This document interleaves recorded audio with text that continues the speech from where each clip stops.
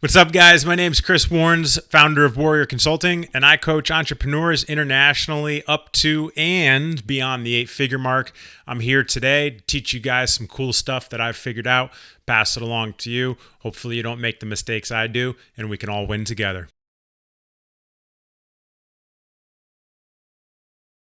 All right, so today we're going to talk about building a solid foundation legally, financially, and operationally. I'm going to give you some insights on some really cool things you can do to get yourself squared away and set up into the right direction fundamentally, starting with a legal entity. We're going to start with the legal aspect of things.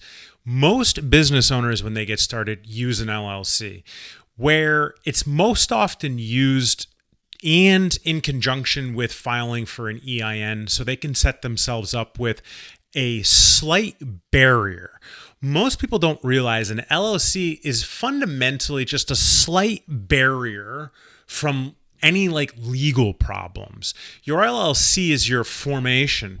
It's how you're filing for taxes, but what it really is a barrier against your personal assets. It's just your business assets. Now, there are other ways to file your taxes: S Corp, C Corp, nonprofits, 501c3s, so on and so forth, sole proprietor. But the LLC is the most common, and it's a slight barrier between your personal assets that most people use, especially when starting out. I would always recommend this, unless you're a specialty business, just to put a little bit of layer of protection between you and your personal assets.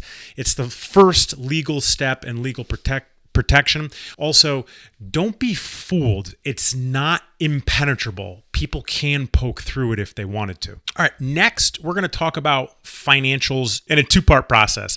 Number one, for financial, it's credit card processor.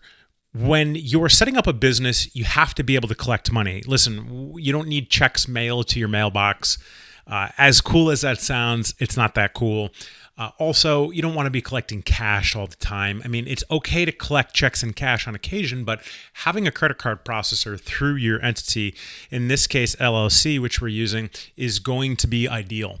So I would recommend not using the major processors. They sound similar to the words swipe and poop pals. If I could do it differently from the start, I would have used a smaller, more independent credit card processor, maybe small business credit card processor that isn't known for withholding funds and bankrupting small businesses because of chargebacks.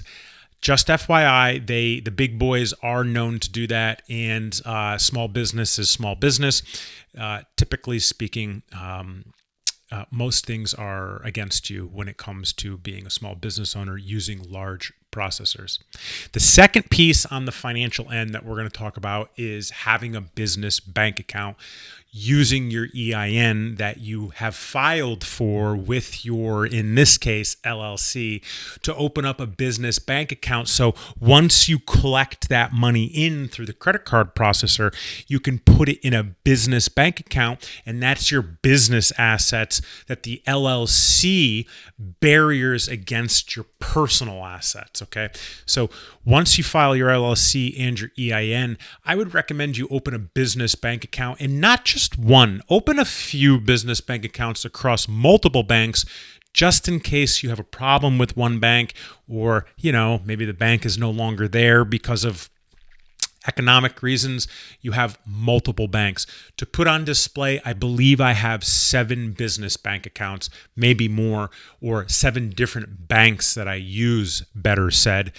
You having at least 2 different banks would be ideal in case something happens with one. Okay, the last piece when it comes to building the foundation of this business is your operational aspects. This is a very broad topic, but the way that I broke this down for you is planning your schedule, like a Monday through Friday, or 7 days a week, planning your family time, and planning your boundaries early. So what do I mean by planning your schedule? Okay, well, early in business, we don't really know exactly what we're doing unless we've had really good coaching or a really good mentor. What I would suggest is when it comes to the operational aspects, start with your schedule. Decide, am I going to do this Monday through Friday? Am I going to do this Monday through Saturday? Am I going to do this Monday through Monday, 7 days a week, like some of us? It comes down to what you want out of this business. If you just want the freedom to make some money and, travel and take care of your family and so on and so forth, that's perfectly fine. But have that conversation with yourself from the start.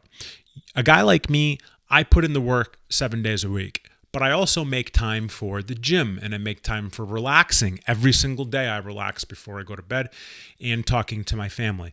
So your boundaries are, what are you going to do? Set your boundaries. Are you going to work Monday through Friday? Are you going to work 10 to 10? Are you going to work 6 to 6? Are you going to work 9 to 5? Are you going to make family time? Are you going to make gym time? Set your boundaries, set your schedule, and that's your operational aspect when building the foundation of your business. All right, guys, that's what I got for you today when it comes to building a solid foundation legally, financially, and operationally in your company. If you guys have any questions, comments, drop them in the comments below. I appreciate you guys. Make sure you smash that like button, hit subscribe, drop a comment, and I'll catch you next time.